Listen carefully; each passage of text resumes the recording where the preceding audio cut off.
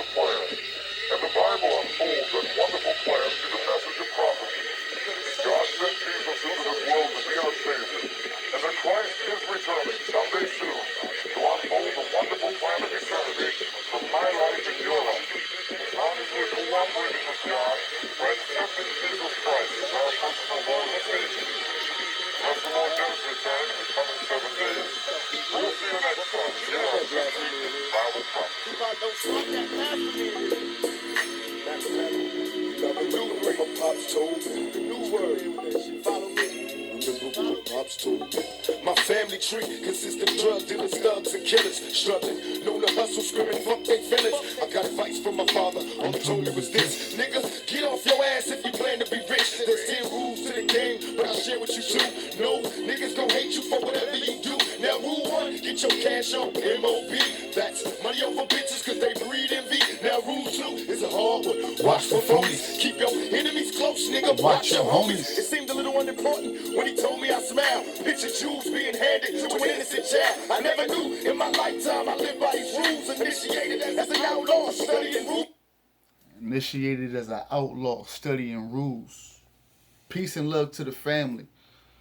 Peace and love. This is Corbin reporting live. This is Darius Corbin presents the Doctrine of a Dead Man.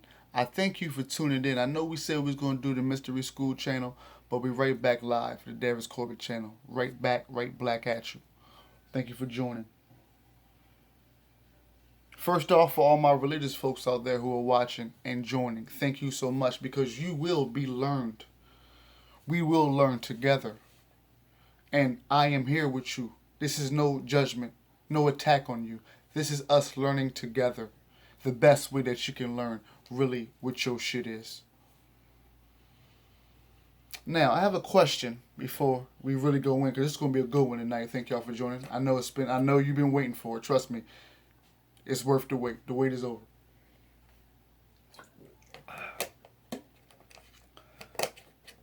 There's a word that I know a lot of my Christian theologians, a lot of my religious people in general know, but they don't know too much about. And I heard a lot of my elders back in the day use this word, but never really broke down what it meant. And that word is apocryphy. Apocryphy. It's spelled different ways, but I'm going to give you the spelling so you can write it down. Apocryphy.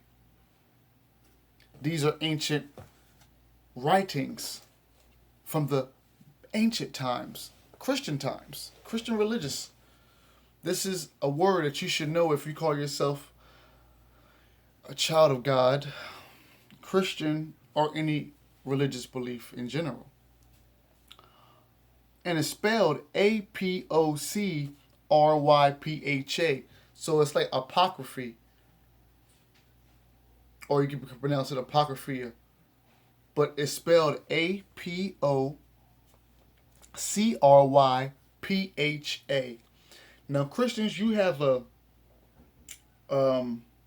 ideology on what this is, but I'm going to give you the ancient one first, and then I'm going to bring it back to what you guys believe. Apocryphy is a plural word that originally denoted hidden secret writings to be read only by initiates into a given Christian group. It comes from Greek and is formed from the combination of alpo or apo, which means away, and cryantine or cryantine, which is spelled Krytein, which means hide or concealed. Now listen up. Christians today say that apocryphy are works usually written of unknown authorship or of doubtful origins. So if you would go up to an elder in church right now and you ask them about apocryphy, that's pretty much what they're going to tell you. Their latter day is that it's just a bunch of old writings of, they say Jesus, he did this and he did that, it ain't really no truth. But yeah. And for the most part, a lot of us just kept it that way. We didn't ask questions. But tonight, we're going to find out with those apocryphy texts, scrolls, writings, what were actually in them, and why, and maybe just maybe how important and vital they actually are to our lives. So thank you for tuning in tonight. Let's continue on apocryphy. The apocryphy was first applied to writings which were kept secret because they were the vehicles of esoteric knowledge, considered too profound or too sacred to be disclosed to anyone other than the initiate. I'm going to read that part again if you don't mind. The apocryphy was first, listen, before they told you whatever the fuck they told you. Listen, the apocryphy was first applied to writings which were kept secret because they were the vehicles of esoteric knowledge, considered too profound and too sacred to be disclosed to anyone other than the initiates. So let's stop right there. So already you should be like, damn, so what you telling me, Corbin, is there some information out there that can be vital to my spiritual path that these people hid from me? Goddamn, yes, is what I'm telling you. It's what I've been telling you. But let's continue on. Apocryphy was applied to writings that were hidden, not because, listen to this, family. Apocryphy was applied to writings that were hidden, not because of their divinity, but because of their questionable value to the church and general use. So these, I don't know what you want to call them, priests, what's another word they used to call them? Friars, whatever, back in the day. I'm trying to think of the names they used to have for them. These people knew this ancient, knew how vital this was for the people. And they decided not to share this information. You know, but we're going to put this under the vault. Put this in the vault under another vault. They don't even need to see this. This is... does not bother y'all at all. This doesn't, so far, 7 minutes, this doesn't bother y'all at all. The simple fact that apocryphy is secret teachings that may be vital to you in your spiritual growth. That doesn't... Okay. I'm going to read that one more time. Apocryphy was applied to writings that were hidden not because of their divinity, but because of their questionable value to the church and general use. We can't put this out for the public. The word apocryphy came to mean false, spurious, bad, or heretical. And I'm going to end that there on the apocryphy. Give me a little drink of my water. Okay. I'm just going to give y'all time a little bit to think. Just off that. Now, question to my elite enlightened ones and the sons and daughters of God. Adam and Eve, first two born, what were their names? Adam and Eve, first two born, what were their names? You got that. Cain and Abel. Good job. You got that one. All right. I'm going to see if I can get you without a Google. What was their third child's name? To my Christians, to my religious theologians in general watching, thank you. Adam and Eve, their first two was Cain and Abel. Their first two kids. Who was the third one? Okay, all right. Time's up. Seth. His name was Seth. S-E-T-H. And not only was Seth the third child of Adam and Eve, but he was the one Seth was the one that Adam ended up giving the esoteric, which we should know by watching the Darius Corbin channel by now, is the hidden knowledge, the gnosis to everything that you claim spiritual of Christianity. So we're going to go in later on some of the things that Adam told his third son Seth, that I'm pretty sure that you claim, as much as you claim to be close to Jesus the Christ, Yeshua, and God. You don't know this. You never read this, but you will. So Seth was the third child of Adam and Eve, and the first one, and maybe the only one, I don't know, but definitely the first one that Adam gave the esoteric knowledge to and passed it on to. Now, what we're going to do right now is we just talked about the apocryphy, right? And you gotta excuse me, I got my phone charging, so it's gonna lean with it, rock with it a little bit, but I'm still here with you. I ain't going nowhere. We were talking about the apocryphy just 5 minutes ago, right? And we know these are hidden secret teachings. Well, you got to understand that the Vatican, the priests, the Catholic churches, they knew that if the public, the masses, especially the melanated ones, if they got a hold of this, how are you going to control the masses when they know this? Let's keep where we're going. Family, you got a pen and pad? You should know. You should already have one. Thank you for watching. The Second Treaty of the Great Seth. Now, if we want to talk apocryphy now, if your preachers is preaching and they got you in church, hallelujah, and all you doing is feeling good because the bishop or the pastor then said something good that can relate to you, that's going on in your household, I can do that. But if you're not going to church and you're not leaving with something that you can carry with you, that can uplift you, that can not only transform you, but transmutate you into a higher gnosis, then you just go into a circus show. But on the Darius Corbin channel, you're going to get that gnosis. Well, you're dealing with the son and the mother God. Of course you're going to get it. Let's go. The Second Treaty of the Great Seth. Second is spelled S-E-C-O-N-D. Treaty, T-R-E-A-T-I-S-E, of the Great Seth, which is spelled S-E-T-H. Let's continue reading.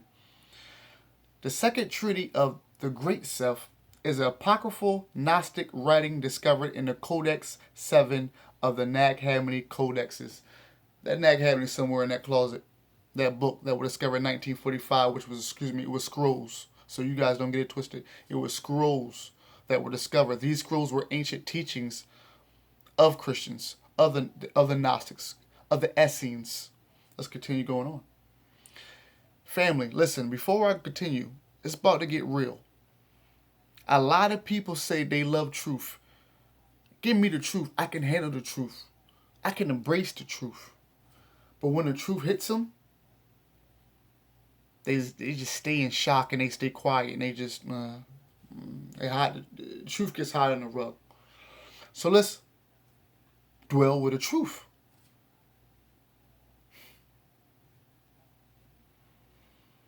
The author is unknown, and the Seth reference in the title appears nowhere in the text.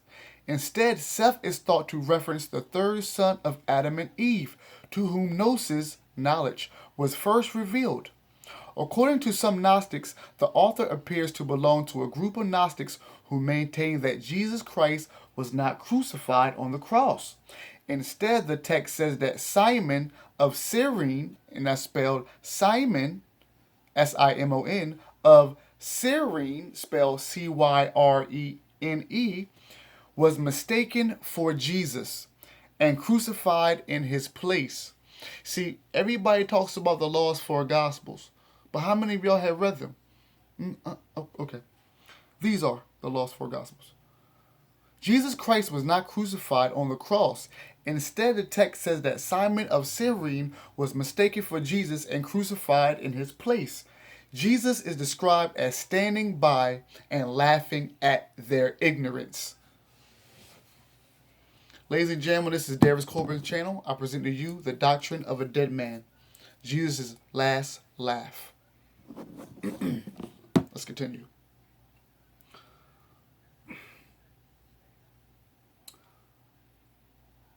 The third son of Adam and Eve, Seth, Adam and Eve, to whom Gnosis was first revealed, according to some Gnostics, the author appears to belong to a group of Gnostics who maintained Jesus Christ was not crucified on the cross. Instead, the text says that Simon of Cyrene was mistaken for Jesus and crucified in his place. Jesus is described as standing by and laughing at their ignorance. Those who believe Jesus to have died on the cross are said to believe in a doctrine, and I quote, in a doctrine of a dead man, end quote. All those without gnosis, knowledge, including those who had what will become orthodox beliefs, as well as the figures of Adam, Abraham, Isaac, Jacob, David, Solomon, the prophets, and Moses, are all referred to as laughing stocks by Jesus himself. The text shows the derision which the Gnostics felt toward those who did not realize their claimed truth.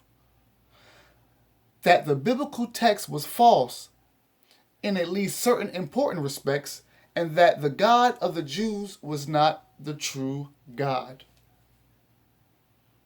Now, before anybody gets tight, this is not a debate channel. This is a get your ass up, grab the pen and paper, and research channel. Everybody talks about the apocryphes. Yeah, I heard the apocryphes. Have you read them? No. Sit down. Everybody talks about the lost four Gospels. Have you read them? No. Sit your ass down. This is what they say, but we're not done. Let's keep on going. The Treaty of the Great Self is written from the first person perspective of Jesus. So everybody saying Jesus said this, Jesus said that, or excuse me, everybody in your church is saying that Matthew said Jesus said this, Luke said Jesus said this. They all saying Jesus said this. This is what Jesus said, first person. The Treaty of the Great Self is written from the first person's This is what Jesus said, y'all. I ain't got time. Some Gnostics believe that Jesus was not a man, but a doceatic spirit, and we're going to go in that before time's run out. Some Gnostics believe that Jesus was not a man, but a doceatic spirit. And if y'all want to go ahead and jump aboard, that's spelled Docetistic, but we're going to talk about that before time runs out. Some Gnostics believe that Jesus was not a man, but a doceatic spirit, and therefore could not die. From the translation by Roger A. Bullard and Joseph A. Gibbons, they were authors. But this is first person what Jesus said. Are you ready? For my death, which they think happened to them in their error and blindness, since they nailed their man unto death. It was another, their father, who drank the gall and the vinegar. It was not I. They struck me with the reed. It was another Simon, who bore the cross on his shoulder. It was another upon whom they placed a crown of thorns, and I was laughing at their ignorance. Jesus as the narrator.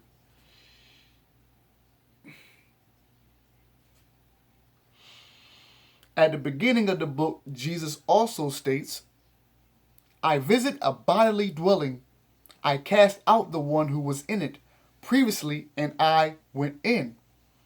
This statement indicates that Jesus inhabited a human body that had previously belonged to someone else, which meant the body was not his own. He also explains that the being that created the world. Now, what y'all say? I heard somebody say Avatar? No doubt.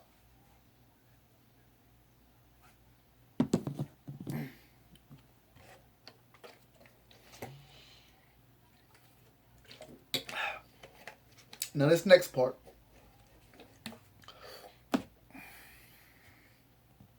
Is also Jesus. This is the part where I say, when people say they really can handle the truth, we're going to see tonight. Shout out to Bernie, R.I.P. to Bernie. Bernie Mac. I'm going to read that one part again so we stay on track.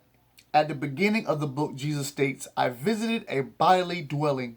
I cast out the one who was in it previously, and I went in.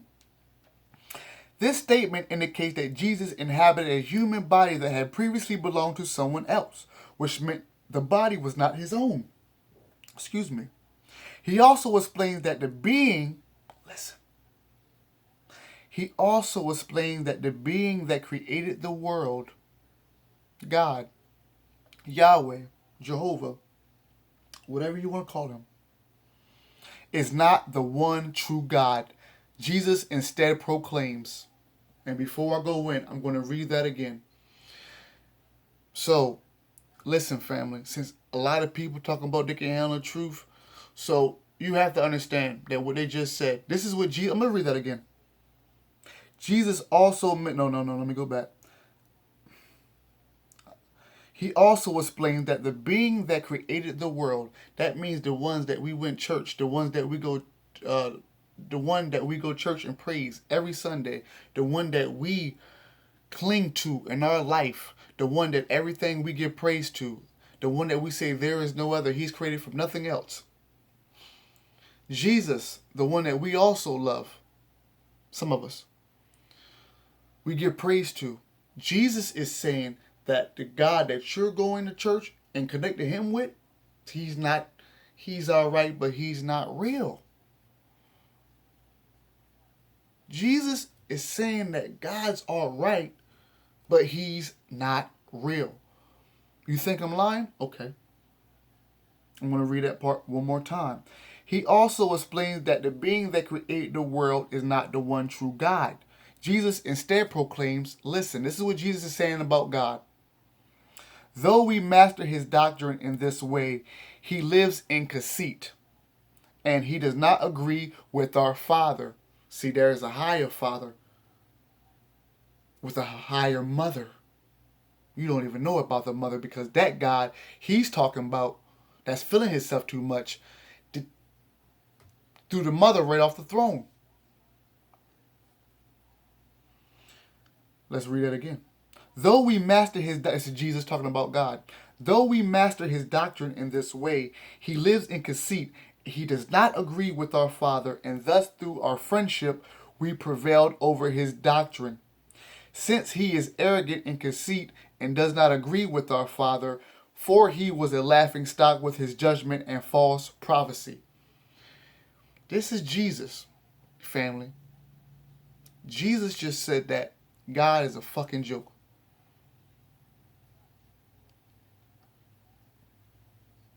This demonstrates the Gnostic view that the God of the Hebrew Bible was not the one true God, but rather an inferior being called the demiurge, which was created by Sophia, the wisdom. In Greek, she is known as Athena. Now, we know on this planet with good common sense that as above, so below, as within, as without.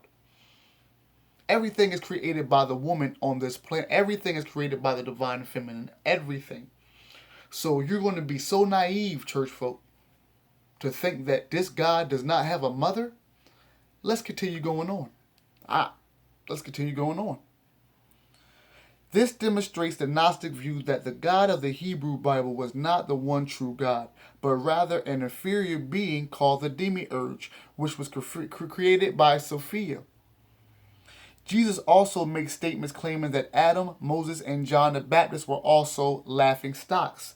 He says, neither he nor those before him, from Adam to Moses and John the Baptist, none of them knew me or my brethren. For a doctrine of angels is what arose from them, to keep dietary rules and bitter slavery. They never knew truth, nor would they know it, for there is a great deception upon their soul. They're all right, but they not real.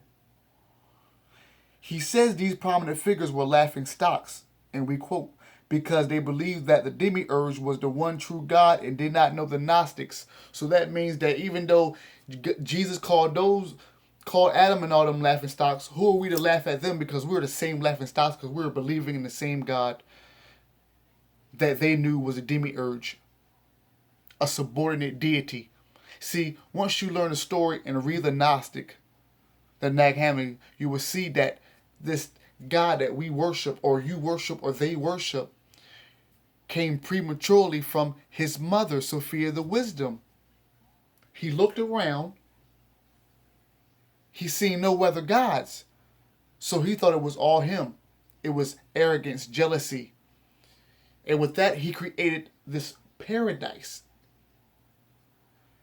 He brought creatures, beings from a primordial world to worship him. Yes, God created us. But guess what? In the background, the mother gave us something that not even God himself had. She blew the divine spark into us, his creation. What is that? The soul. Not only are you more powerful than the God that you're going to church and praising every Sunday, but he's also a subordinate deity. You're older than him. He's beneath you.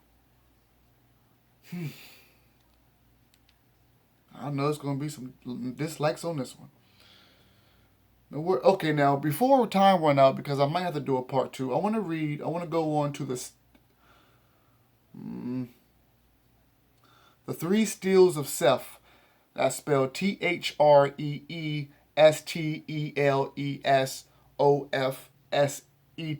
of course. The 3 steels of Seth. And I want to go into the apocalypse of Adam because I ain't got too much time, but I want to read this. And remember we was talking about Adam and, him giving the knowledge to Seth. Well, this is what he said. Adam, in his 700 year, tells Seth how he learned a word of knowledge of the eternal God, not the God that we pray into. That's the demiurge. Adam, in his 700 year, tells Seth how he learned a word of knowledge of the eternal God from Eve, and that he and Eve were indeed more powerful than their supposed creator. But that knowledge was lost in the fall when the subcreator, the demiurge, separated Adam and Eve. Adam relates how 3 mysterious strangers brought about Seth's begetting, and so a preservation of this knowledge. Adam then prophesies at length attempts of the subcreator God to destroy mankind, including the prophecy of the Great Deluge, that's spelled DELUG, which is the flood, and of attempted destruction by fire. But an illuminator will come in the end. When the illuminator comes, 13 kingdoms proclaim 13 different standard but conflicting birth legends about the illuminator. Only the generation without a king, however, proclaims the truth. And once again, I don't want to hold too much time, but I do want to go in on Doceism, and that's spelled DOCETISM. Now, what is that? Doceism is broadly defined as only teachings that claims that Jesus, is broadly defined as any teaching, that any teaching that claims that Jesus' body was either absent or illusionary. The term doceatic is rather nebulous. 2 varieties were widely known. In one version, as in macroism, Christ was so divine that he could not have been human, since God lacked a material body, which therefore could not physically suffer. Jesus only appeared to be flesh and blood. To be a flesh and blood man. His body was phantasm, and that's spelled PHANTASM.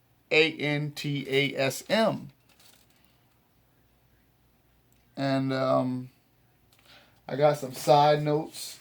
I want y'all to do y'all research. That's why we live, That's why I do this. This is why I'm here. The Son of the Mother God. That's why we here. We give you divine messages. We give you divine powers. So you can do your research and know that you are more than what these churches, more than what these Vaticans, these Catholic people, these people who are trying to feed you depression through God and have you thinking you're supposed to be in a fucking poverty-stricken life praising. No, because you were greater than that. And Jesus the Christ, Yeshua, was trying to tell you that. You feel me? So, I thought I had some side notes. I think I got them right here. talk about Jesus the Christ as the ascended master. Jesus Christ, the avatar of the Piscean age, the incarnation of the Word. You know how they say Jesus was a living Word? He was also a logo, no different than Pepsi or Coca-Cola. He was a living Word, a logo. Jesus Christ, the avatar of the Piscean age, you heard me talk about this, the incarnation of the Word. He was an ascended master teacher. His master teacher was Kutami, spelled Kuthumi. Y'all don't even know who taught Jesus. You just know Jesus. But who taught Jesus? Who was embodied as Saint Francis. His teacher, Kutumi, was embodied as Saint Francis. I want you to also study this, the threefold flame, which is the Father, the Mother God, also what you know as the Alpha and the Omega, which you think is the beginning of an end. You think that Alpha and Omega is the beginning and end, and we were taught that, but it really is the Father and Mother God. Decree. Jesus spoke of entering the secret chamber of the heart when he said, "When thou prayest, enter thy closet, and when thou hast shut thy door, pray to thy Father, which seek in secret, shall reward thee openly." Going to your closet to pray is going into another dimension of consciousness. It's entering into the heart and closing the door on the outside world. Do you understand that? Here's another ascending master that you might want to look up. Saint Germain, and that's Germain. Now it's going to cut off soon, about around 33 minutes. The ascending master is the Chohan of the seventh ray, the hierarch of the Aquarian age, together alongside Lady Master Portia. Vedas and Upanishads, and these are books that Jesus taught, or that Jesus studied. The Veda and I think it's called Upanishads or Upanishads. Let me spell that for you guys. Upanishads, so you can know the proper name. But the Veda, Vedas, is what Jesus taught from. Jesus learned from that book, came back home and taught from the lessons from that book, from Tibet. So, thank you guys for tuning in to the Doctrine of a Dead Man, Jesus' Last Laugh.